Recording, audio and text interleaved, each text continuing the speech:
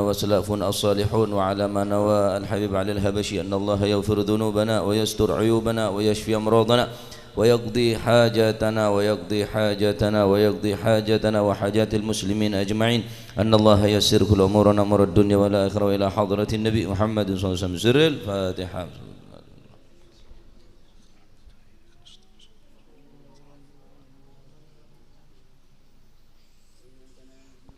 بسم الله الرحمن الرحيم.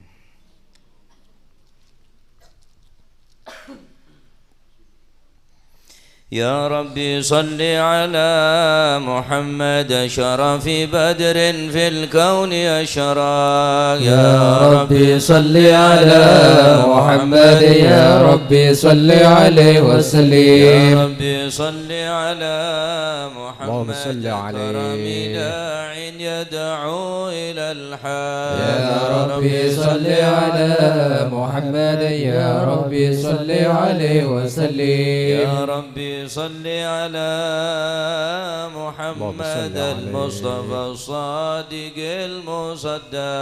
يا ربي صل على محمد يا ربي صل عليه وسلم. يا ربي صل على محمد على الورى منطقا وأصدا. يا ربي صل على محمد يا ربي صل عليه وسلم. يا ربي صل على محمد من بالسخاء والوفاء تخلى. يا ربي صل على محمد يا ربي صل عليه وسلم. يا ربي صل على محمد واجمع من الشمل ما تفرق. يا ربي صل على محمد يا ربي صل عليه وسلم. يا ربي صل على محمد وصله وسهل ما قد تعود. يا ربي صل على محمد يا ربي صل عليه وسلم. صل على محمد وافتح من الخير كل مغلى. يا ربي صل على محمد يا ربي صل عليه وسلم. يا ربي صل على محمد وآله ومن بالنبي تعالى. يا ربي صل على محمد يا ربي صل عليه وسلم. صل على محمد وآله ومن للحبيب يعشى. يا ربي صل على محمد يا ربي صل عليه وسلم. صل على محمد صل عليه. بحبل النبي توثى. يا ربي صل على محمد يا ربي صل عليه وسلم. صل على محمد صل عليه. صل عليه وسلم. يا ربي صل على محمد يا ربي صل عليه وسلم. اللهم صل وسلم وبارك عليه. أعوذ بالله من الشيطان الرجيم. بسم الله الرحمن الرحيم. إنا فتحنا لك فتحا مبينا. صلى الله ليغفر لك عليه. الله ما تقدم من ذنبك وما تأخر ويتم نعمته عليك ويهديك صراطا مستقيما. صلى الله وينصرك الله نصرا عزيزا. صلى الله لقد عليه. جاءكم رسول من أنفسكم عزيز عليه ما عنتم حريص عليكم بالمؤمنين رؤوف رحيم. فإن تولوا فقل حسبي الله حسبي الله لا إله إلا هو عليه توكلت وهو رب العرش العظيم. إن الله وملائكته يصلون على النبي يا أيها الذين آمنوا صلوا عليه وسلموا تسليما اللهم صل وسلم وبارك عليه السلام عليك زين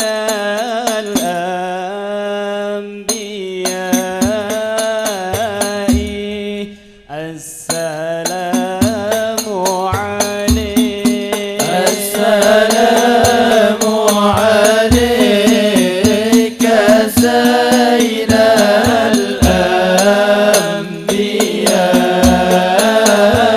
الأنبياء السلام عليك السلام عليك أتقى الأنبياء السلام عليك السلام عليك زين الأنبياء السلام عليك السلام عليك أصفى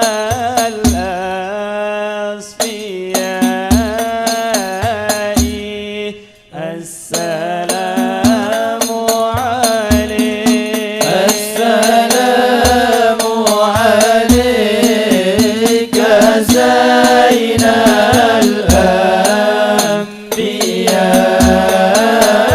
الأنبياء السلام عليك زين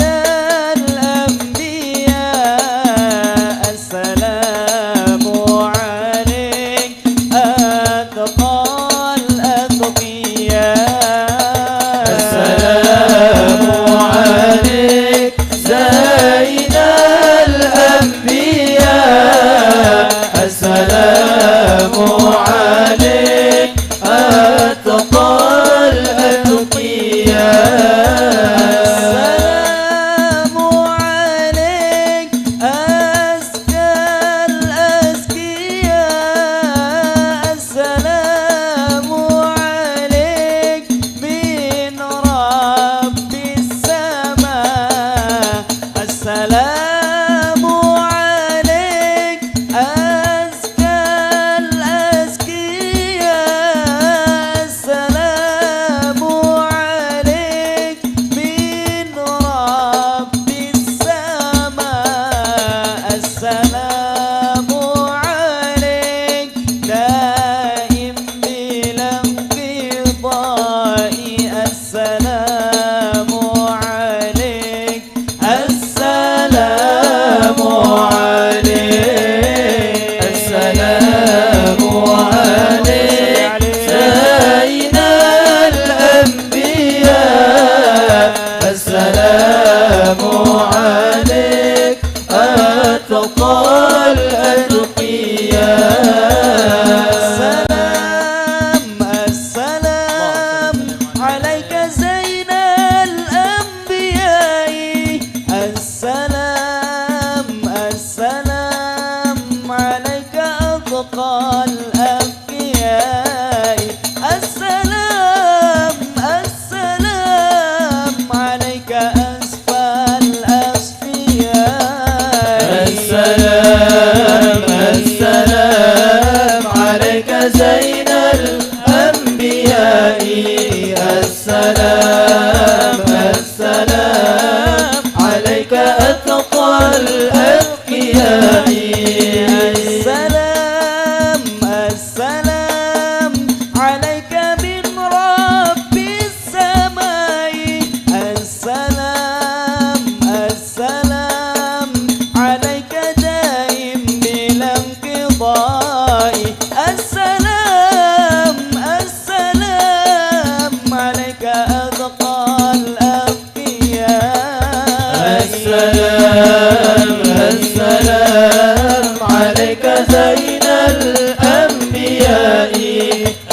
السلام السلام عليك أتقى الأتقياء رسول الله يا نبي لك الشفاعة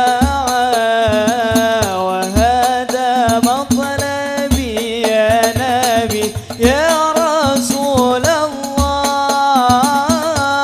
يا نبي لك الشفاعة وهذا مطلبي يا نبي يا رسول الله يا نبي لك شفاعة وهذا مطلبي يا نبي يا رسول الله يا نبي لك شفاعة وهذا مطلبي يا نبي أنت المرتجى يوم الزحام اشفع لنا يا خير الأنام أنت المرتجى يوم الزحام اشفع لنا يا خير الأنام اشفع لنا يا حبيبنا اشفع لنا يا حبيبنا لك الشفاعة يا رسول الله يا نبي يا رسول الله يا نبي لك شفاعة وهذا مطلبي يا نبي يا رسول الله يا نبي لك شفاعة وهذا مطلبي يا نبي اللهم صل وسلم وبارك عليه اللهم صل وسلم وبارك عليه وعلى آله وعلى بسم الله آله. الرحمن الرحيم الحمد لله القوي سلطانه الواضح برهانه المبسوط في الوجود كرمه إحسانه صلى الله تعالى عليه. مجده وعظم شانه صلى خلق الله الخلق عليه. لحكمة وطوى عليها علما وبسط لهم من فائض المنة ما جرت به في أقداره القسمة صلى الله عليه. فأرسل إليهم أشرف خلقه وأجل عبيده رحمة صلى الله تعالت عليه. إرادته الأزلية بخلق هذا العبد المحبوب صلى الله عليه. فانتشرت آثار شرفه في عوالم الشهادة والغيوب صلى الله عليه. جل هذا المن الذي تكرم به المنان صلى الله عليه. وعظم هذا الفضل الذي برز من حضرة الإحسان صورة كاملة ظهرت في هيكل محمود صلى الله عليه. فتعطرت بوجودها كناف الوجود وبرزت برد العوالم بطراز التكريم اللهم صل وسلم أشرف الصلاة وتسليم على سيدنا ونبينا محمد الرؤوف الرحيم اللهم صل وسلم وبارك اللهم صل عليه وسلم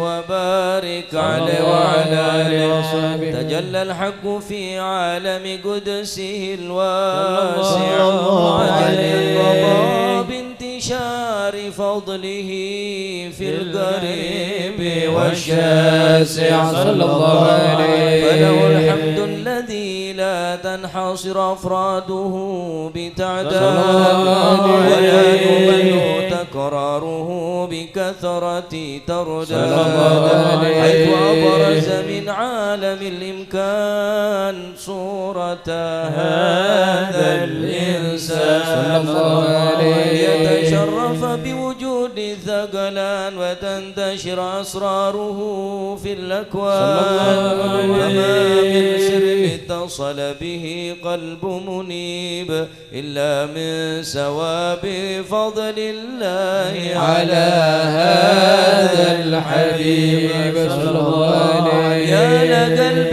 سروره قد توالى بحبيب عم الأنام نوالا، جل من شرف الوجود بنور غمر الكون بهجته وجمالا، قد ترقى في الحسن على مقام وتناهى في مجده وتعالى، ذهبت العيون فيما اجتلته بشرا كاملا يزيل الضلال صلى الله عليه. وهو من فوق علم ما قد رأت رفعة في شؤونه وكمالا، سبحان الذي أبرز من حضرة الامتنان ما يعجز عن وصفه اللسان ويحار في تعقل معانيه الجنان صلى الله عليه. انتشر منه في عالم البطون والظهور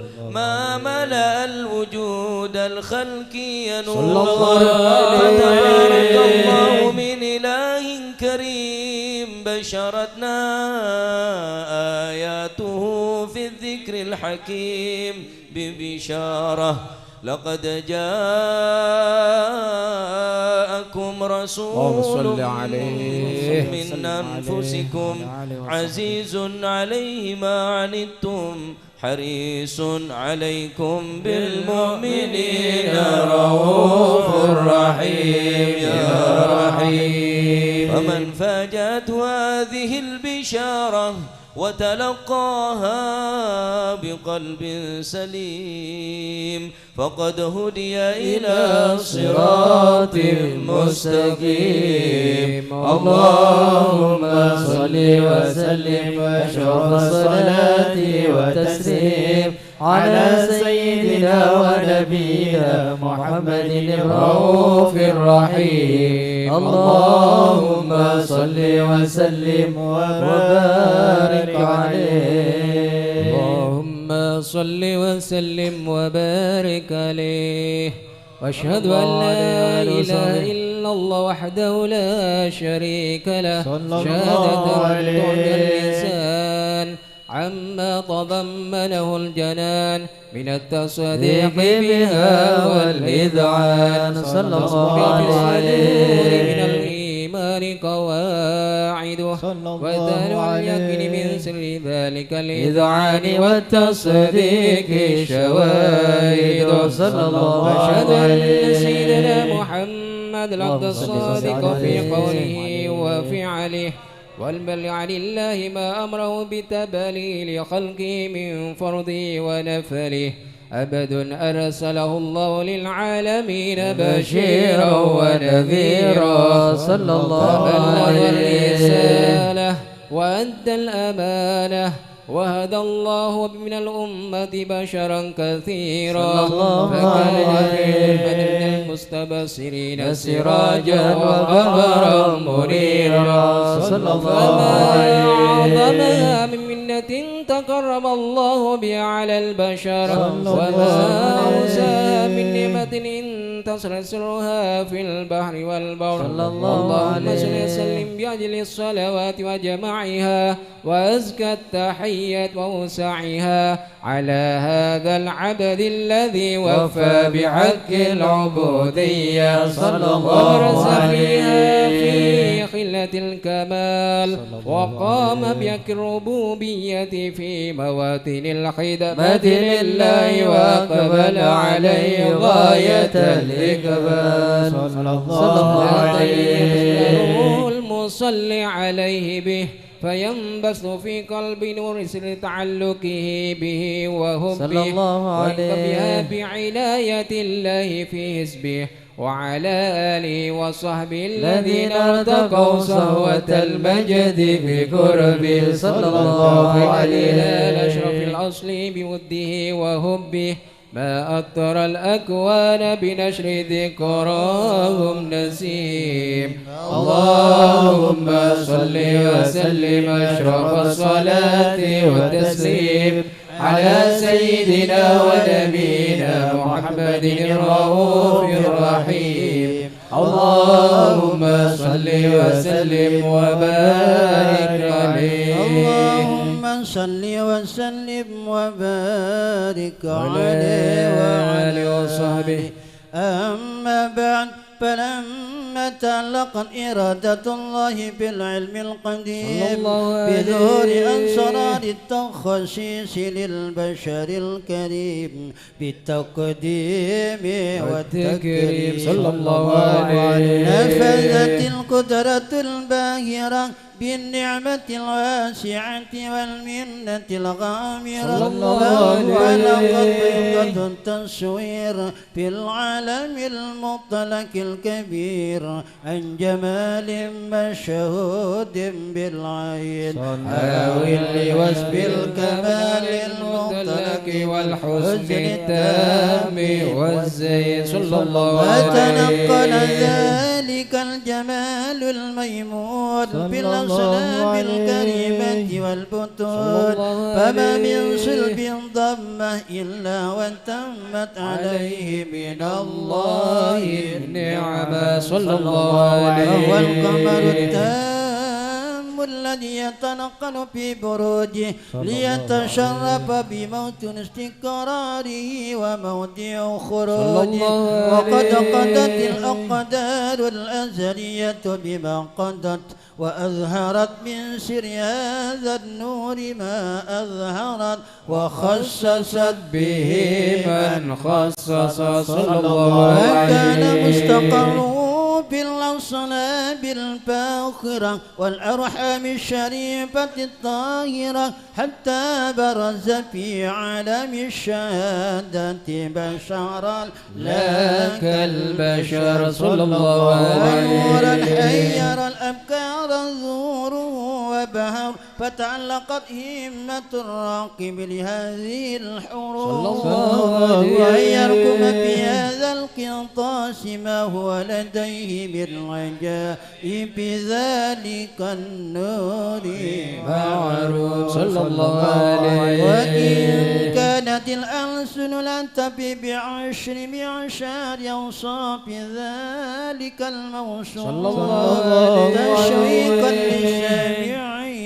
من خواص المؤمنين وترويحا للمتعلقين بهذا النور المبين صلى الله عليه وإلا فأن لا تعرب الأقلام عن شؤون خير لنا ولكن أنزل إلى تدوين ما هبط من ششرف المخلوقين وما أقرب الله به في مولده من الفضل الذي عم العالمين صلى الله عليه وبقيت رايته في الكون منشورة على مر الأيام والشهور والسنين صلى الله عليه التعلق بهذه الحضارة الكريمة ولا عد التشوق إلى السماء وصافي العظيم ولعل الله ينفع به المتكلم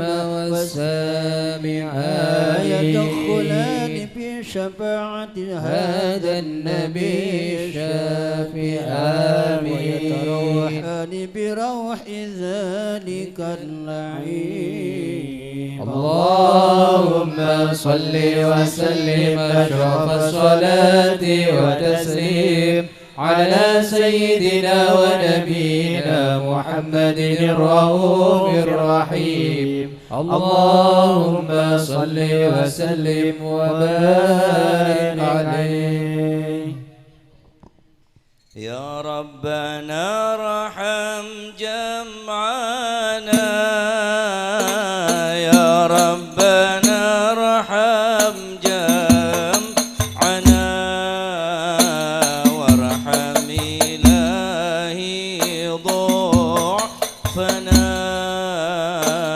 ونحن قوم ضعفاء يا ربنا ارحم جمعنا يا ربنا ارحم جمعنا وارحم إلهي ضعفنا ونحن قوم ضعفاء ندمت على الصفا فطاب عيشي وصفا وكنت أهوى قربه ووصله فأسعفا يا ربنا ارحم جمعنا يا ربنا ارحم جمعنا آمين يا الله وارحم إلهي ضعفنا فنحن قوم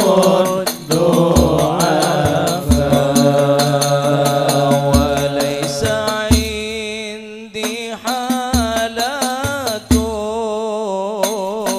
تحيشني مثل الجفا فكل من عنا فاني في حبه ما أنصافا يا ربنا ارحم جمعنا يا ربنا ارحم جمعنا وارحم إلهي ضعفنا ونحن قوم ضعفاء لله خل صديق عهدته على الوفاء وصفه الوصيف لي وهو على ما وصفا يا ربنا ارحم جمعنا يا ربنا ارحم جمعنا وارحم إلهي ضعفنا ونحن قوم ضعفاء أسقمني هجرانه فكان بالوصل شفاء إذا أسأت أدبي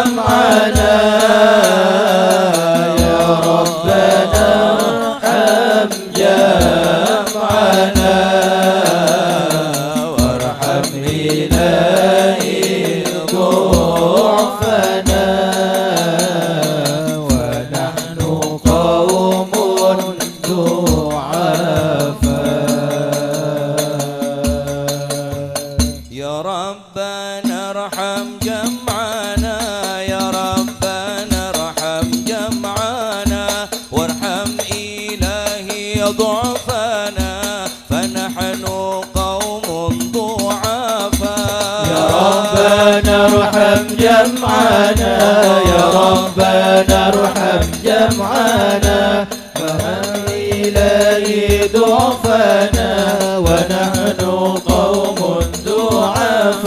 ضعفاء من وجد الذي في مهجتي قد اختفى ذكرتني عهدا مضى وطيب عيش سلفا يا ربنا ارحم جمعنا يا ربنا ارحم جمعنا وارحم إليه ضعفنا ونحن قوم ضعفاء في غبطات ببردها ملتحفا يدور فيما بيننا كسلم الود صفا يا ربنا ارحم جمعنا يا ربنا ارحم جمعنا وارحم إليه ضعفنا ونحن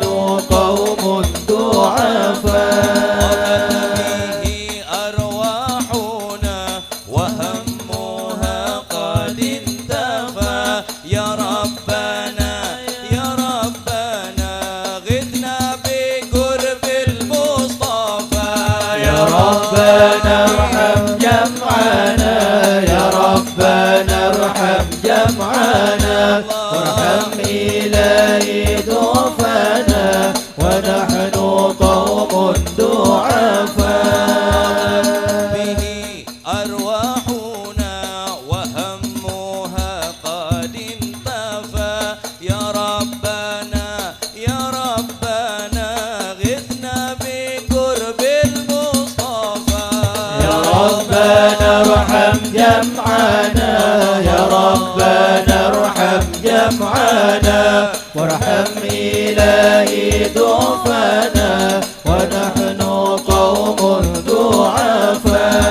ضعفاء زادت به الأرواح منا شغفا فارحم إلهي ضعفنا فنحن قوم ضعفاء يا ربنا ارحم جمعنا يا ربنا ارحم جمعنا وارحم إليه ضعفنا ونحن قوم ضعفاء نستطيع الصبر عن محبوبنا ولا الجفا فاكشف إلهي ضرنا يا خير من قد كشفا يا ربنا ارحم جمعنا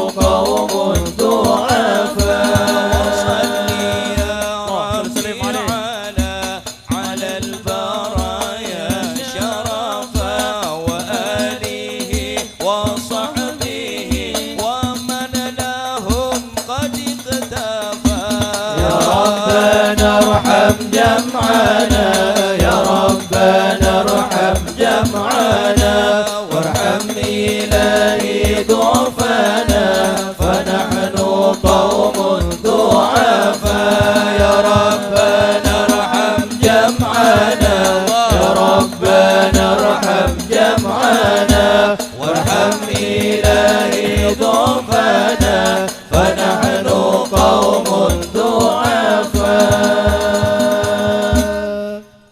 اللهم صل وسلم وبارك عليه. اللهم صل وسلم وبارك عليه وعلى آله وقد آل للقلم أن يخض ما حركت فيه الأنام صلى الله مما استفاد عليه الفم من صفات هذا العبد المحبوب الكامل صلى الله عليه التي هي أحسن الشمائل صلى الله وهنا حسن عليه أن نثبت ما بلغ إلينا في شأن هذا الحبيب من أخبار وآثار صلى الله ليتشرف عليه بكتابة القلم والقرطاس وتتنزه في حدائق الأسماء والأبصار.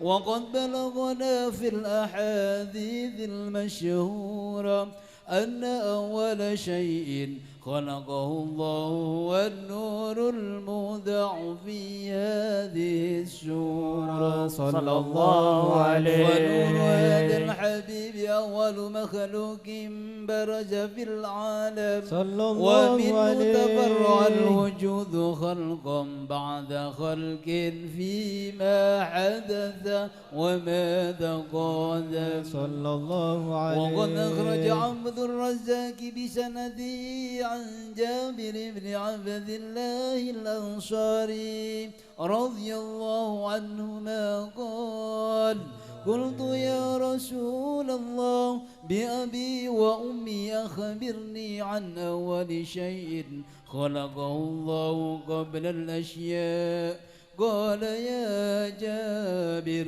إن الله خلق قبل الأشياء نور نبيك محمد اللهم صل وسلم عليه عليه وسلم بالنور صلى الله عليه. وقد ورد من حديث أبي هريرة رضي الله عنه أنه قال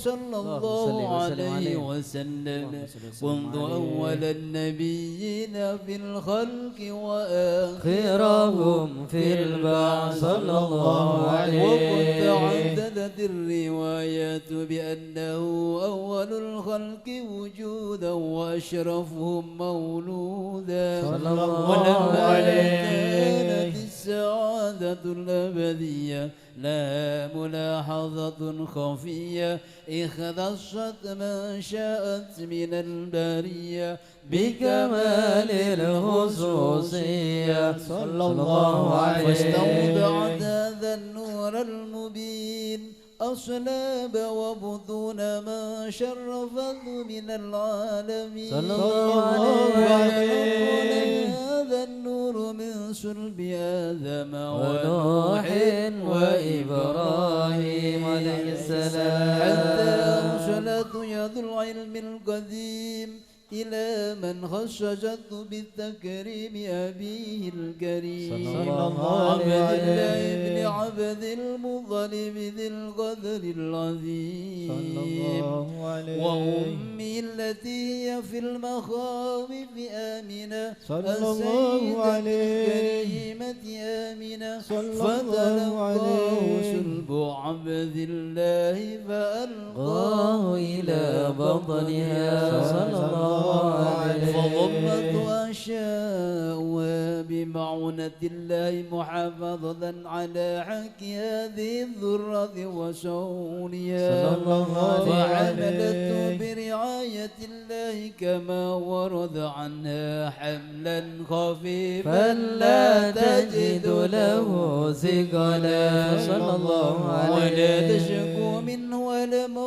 ولا عللا صلى الله عليه بعد الشر من حمله وقرب وقت بروزه إلى عالم الشهادة لتنبسط على أهل هذا العالم فيوضات فضله وتنتشر فيه آثار مجد الصميم. اللهم صل وسلم أشرف الصلاة والتسليم على سيدنا ونبينا محمد الرؤوف الرحيم. اللهم صل وسلم وبارك عليه، صل وسلم وبارك عليه وعلى آله.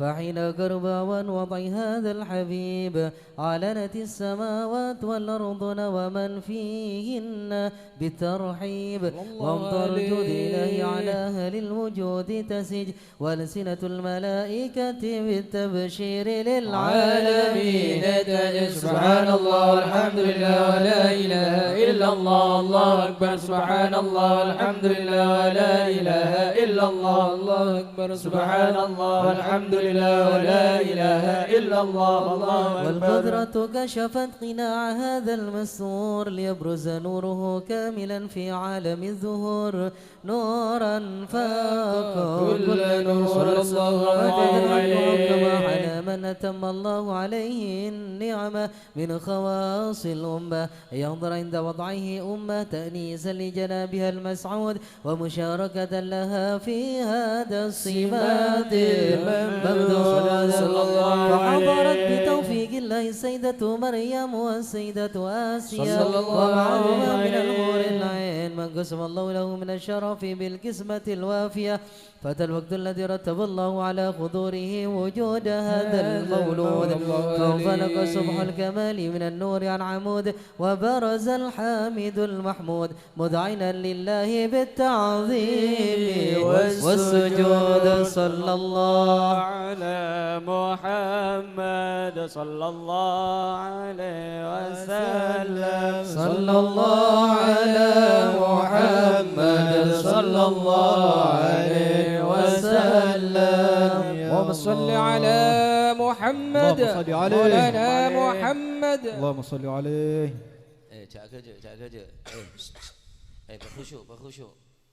أشرق الكون ابتهاجا بوجود المصطفى أحمد، ولأهل الكون أنس يا رسول الله، وسرور قد تجدد يا نبي. سلام عليك يا رسول، سلام عليك يا حبيب، سلام عليك يا رسول الله، صلوات الله عليك. فاضربوا يا أهل المثاني فزهر اليمن غرت، واستضيئوا بجمال يا رسول الله، فاق في الحسن تفرد يا نبي. سلام عليك يا رسول، سلام عليك يا حبيب، سلام عليك يا رسول الله، صلوات الله عليك.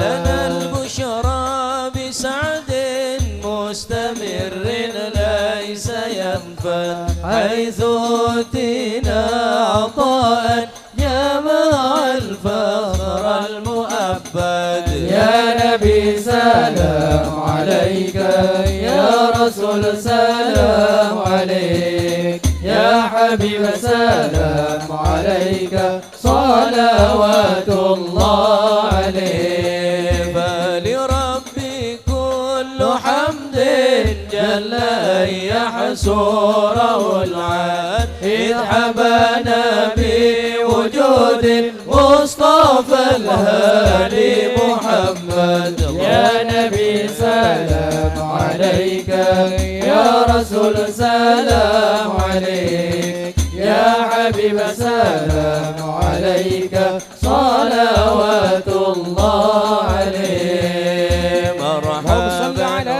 محمد صل عليه كل حمدنا مرحبا مستمر ليس ينفد مرحبا مرحبا يا نور العين مرحبا مرحبا جد الحسين مرحبا يا رسول الله أهلا مرحبا بك إن بك نسعد مرحبا مرحبا يا نور العين مرحبا مرحبا جد الحسين مرحبا وبجاهه يا إلهي مرحبا جود وبلغ كل مقصد مرحبا مرحبا يا نور العين مرحبا مرحبا جد الحسين واهدنا ونهج سبيلي مرحبا مرحبا كي به نسعد ونور مرحبا مرحبا مرحبا يا نور العين مرحبا مرحبا مرحبا جد الحسين الله مرحبا مرحبا ربي بلغنا بجاهي مرحبا مرحبا في جواري خير مقعد مرحبا مرحبا يا نور العين مرحبا مرحبا مرحبا جد الحسين الله مرحبا مرحبا وصلاة الله تغشى أشرف الرسل محمد صل عليه وسلام مستمر كل حين يتجدد صلى الله على محمد مرحبا صلى الله عليه وسلم مرحبا صلى الله على محمد مرحبا صلى الله عليه وسلم مرحبا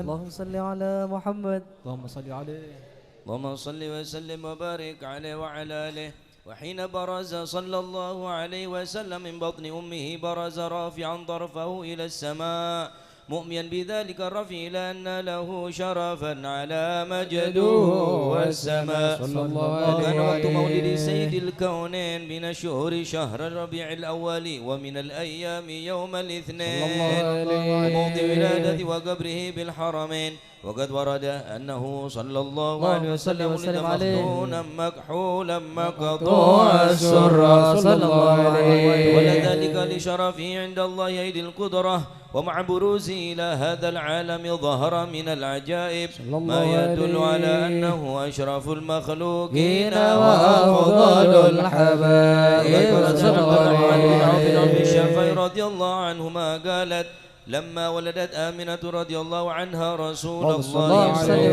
الله عليه وسلم وسلم وقع على يدي فاستهل فسمعت قائلا يقول رحمك الله أو رحمك ربك. قالت الشمس فضله ما بين المشرق والمغرب حتى نظرت إلى بعض كسور الروم. قالت ثم ألبسته وجعته فلما انشب أن غشيتني ظلمة وعرب وكشعريرة عن يميني فسمعت قائلا يقول أين ذهبت به؟ قال إلى المغرب. فاصبر ذلك عني ثم عودني الرعب والظلمة والكشعريرة عن يساري فسمعت قائلا يقول أين ذهبت به؟ قال إلى المشرق. قال فلم يزل الحديث مني على بال حتى بتعثه الله فكنت من أول الناس إسلاما. وكم ترجمت السنة من عظيم المعجزات وباهر الآيات البينات بما يقضي بعظيم شرفه عند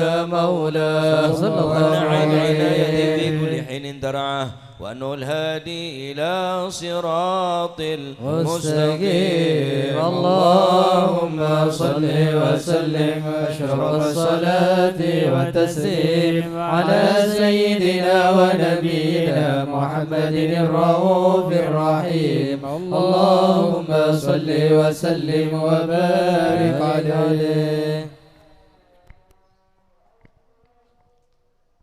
Al-Fatihah khusus untuk paman saya yang barusan meninggal dunia, adiknya ibu saya, mudah-mudahan husnul khatimah.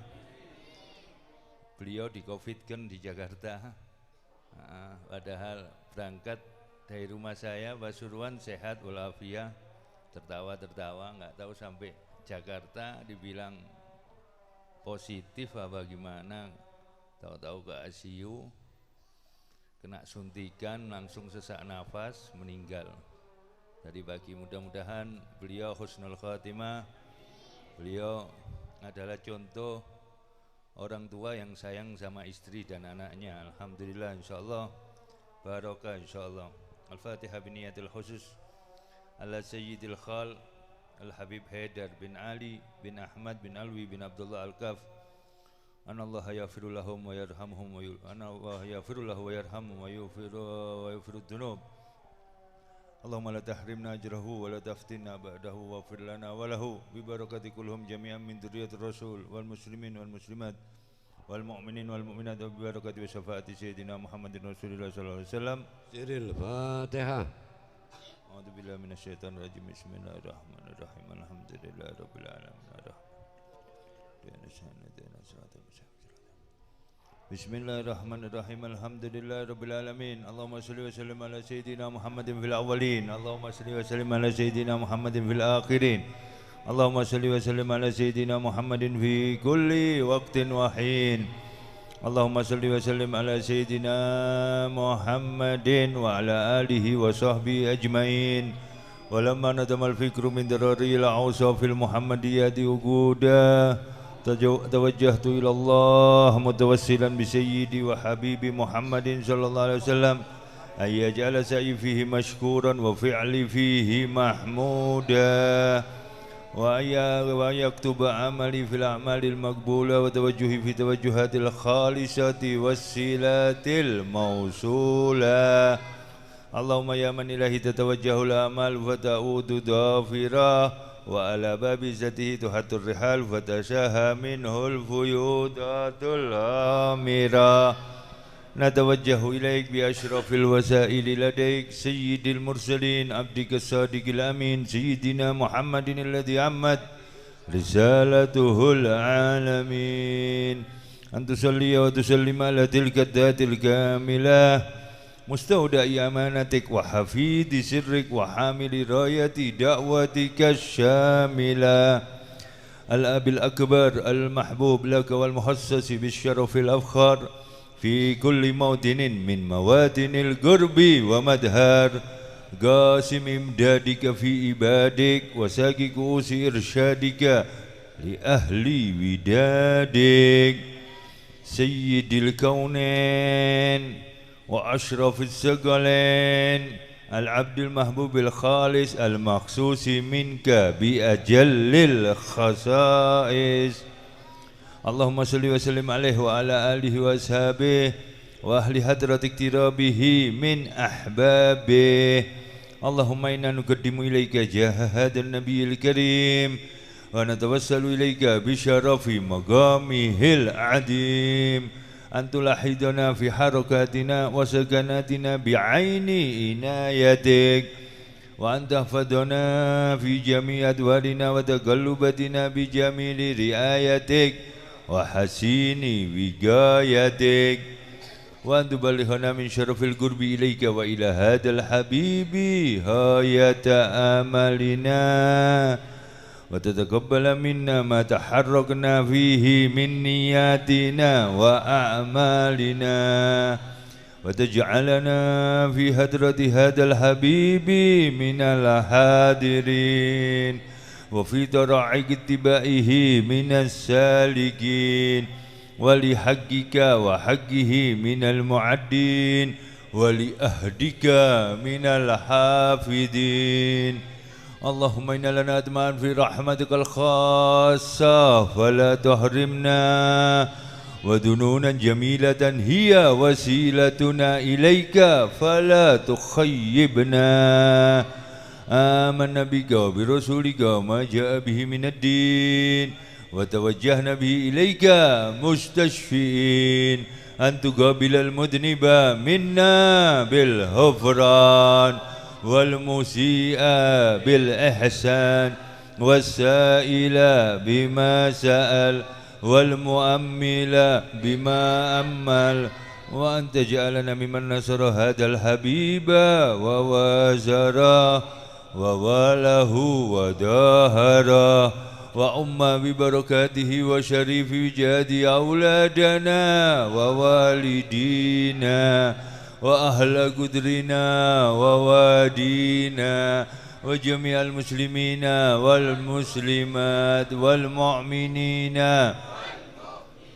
في جميع الجهاد، وأدم راية الدين القويم في جميع الأقطار منشورة، ومعالم الإسلام والإيمان بأهلها مأمورة معنى وزورا، واكشف اللهم كربة المكروبين، واقضي دين المدينين، واغفر للمذنبين، وتقبل توبة التائبين، وانشر رحمتك على عبادك المؤمنين أجمعين، واكفي شر المعتدين والظالمين، واكفي شر المعتدين والظالمين، واكفي شر المعتدين والظالمين، وابسط العدل بولاة الحق في جميع النواحي والأقطار،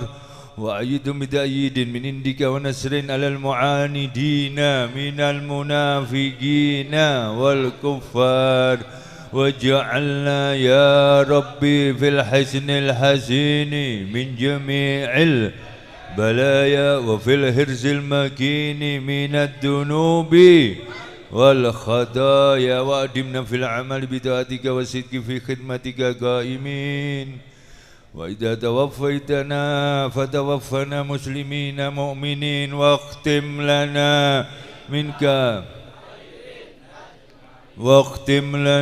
منك بخير أجمعين، واختم لنا منك أجمعين. وصل وسلم على هذا الحبيب المحبوب للأجسام والأرواح والقلوب، وعلى آله وصحبه ومن إليه منسوب، وآخر دعوانا الحمد لله رب العالمين.